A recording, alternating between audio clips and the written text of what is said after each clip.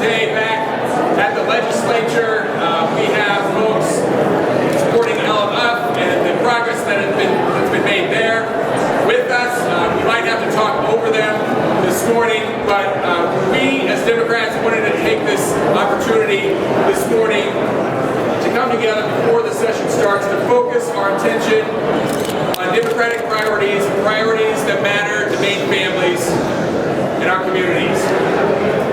Those priorities include getting people back to work, bringing back strong, stable, good-paying jobs for our towns, helping seniors stay in their homes, getting people who wanted a life-saving treatment and recovery, supports, protecting our communities, and educating our children.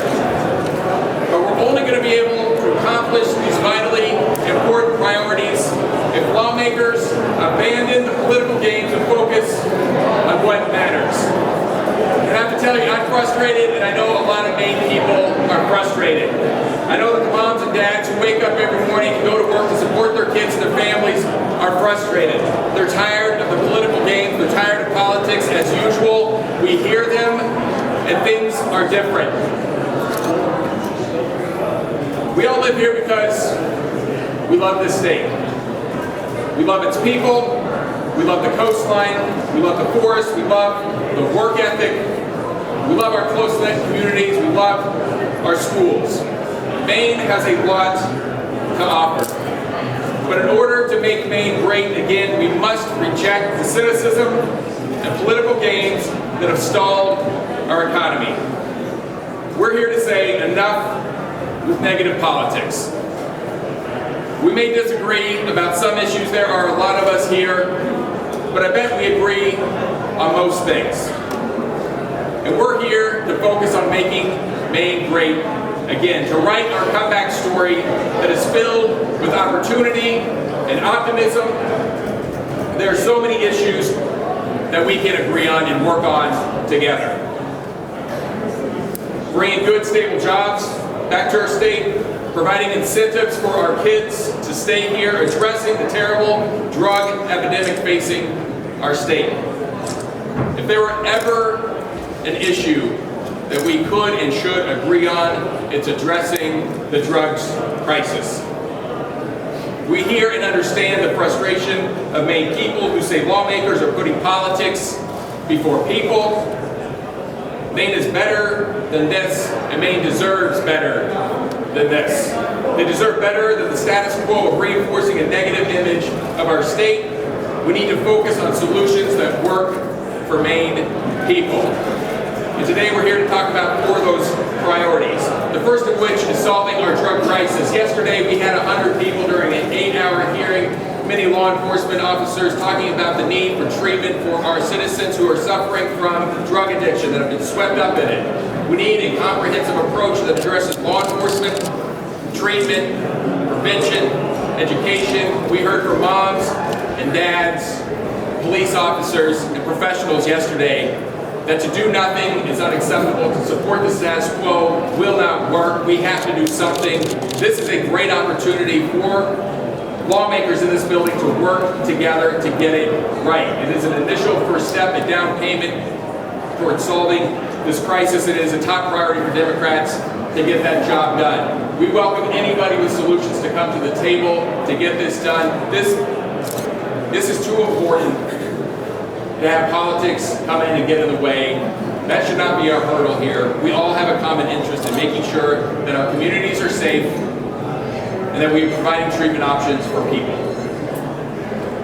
We also want to make sure that we're creating jobs, whether that's through our jobs bonds, as it relates to last November, the citizens supporting affordable senior housing, making sure that that's not used as a political tool to leverage something else, that just with the LMF bonds, the senior housing bond is released, jobs are created, seniors can live independently in their homes.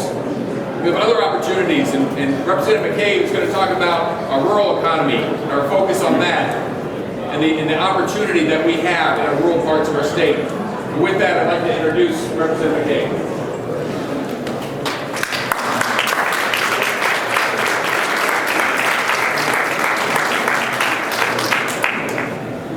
Good back. Here on the first day of the legislature, we are so excited to do the people's work. We're excited to do the people's work in the people's house.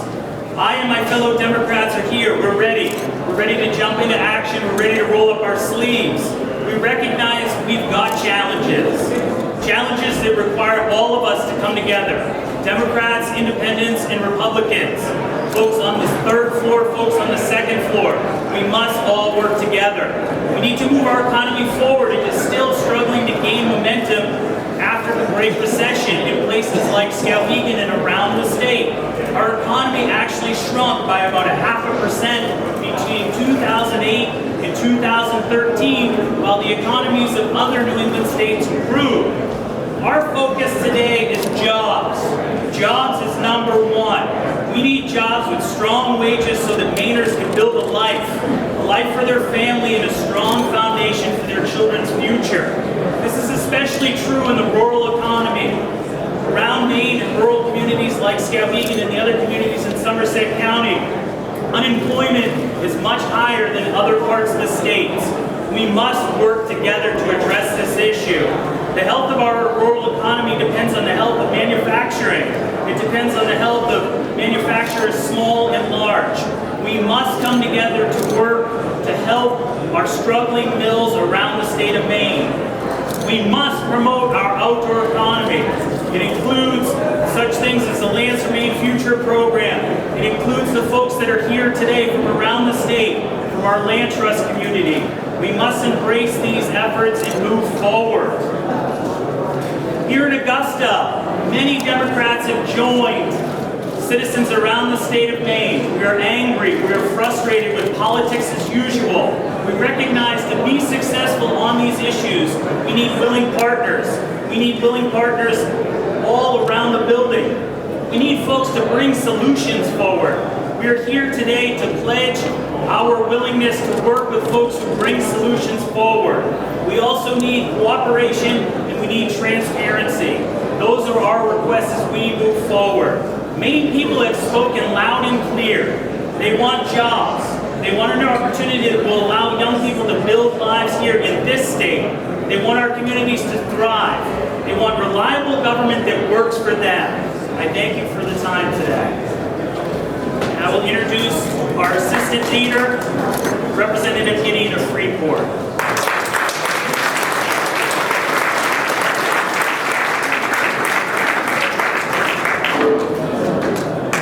Good morning.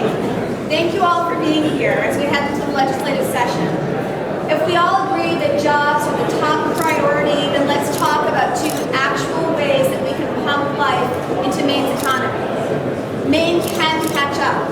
Maine can step into the 21st century if we start investing in the critical infrastructure and forward-thinking technology that is the future of every state or every country in this world. This is true for broadband capability, and this is also true for Maine-grown energy production. We compete in a global economy where goods and services and talent and capital can flow anywhere. Right now, only 20% of this state's addresses have access to adequate broadband. And by adequate broadband, I mean the ability to have high upload speeds as well as high download speeds.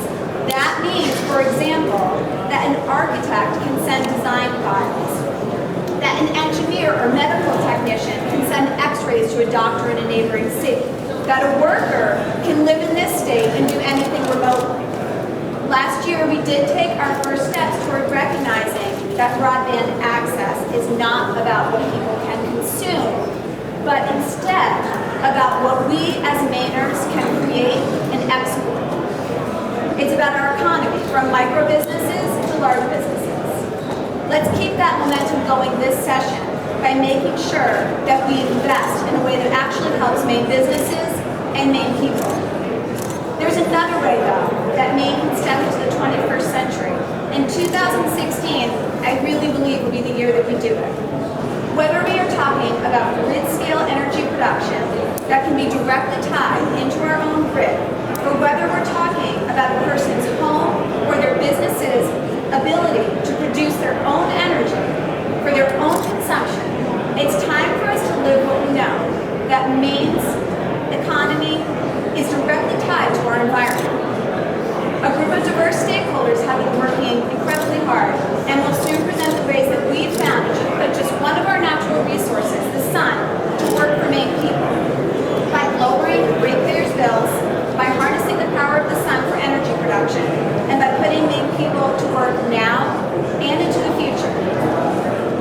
sing, but I think all of us want you to know, the 78 Democrats who are standing here today, is that we are here to do nothing but improve the lives of Maine people. We are not here to argue, we are here to work for you. Thank you very much. And we're happy to take questions.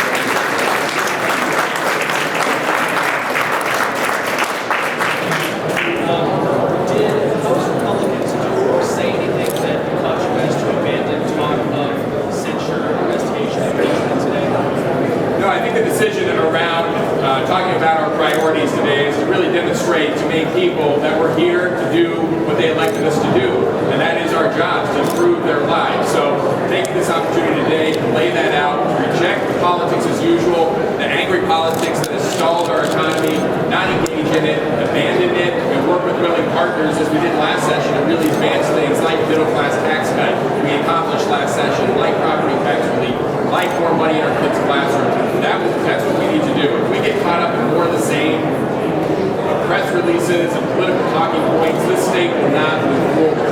This state can be great again if we all write it, the comeback story together. So that's what we're really focused on today.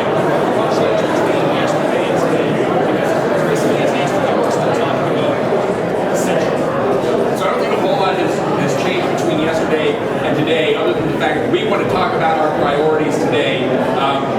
The conversations around decisions lawmakers need to make, the unfortunate position that the governor has put every single lawmaker in this building, those decisions will have to be made. And they'll be made another day. Today we are talking about how we can focus on priorities that are going to put more money in Mainers' pockets, focus on things that matter to that mom and dad that wake up and go to work every day. Why does it matter to them? That should be our focus, not really a political argument.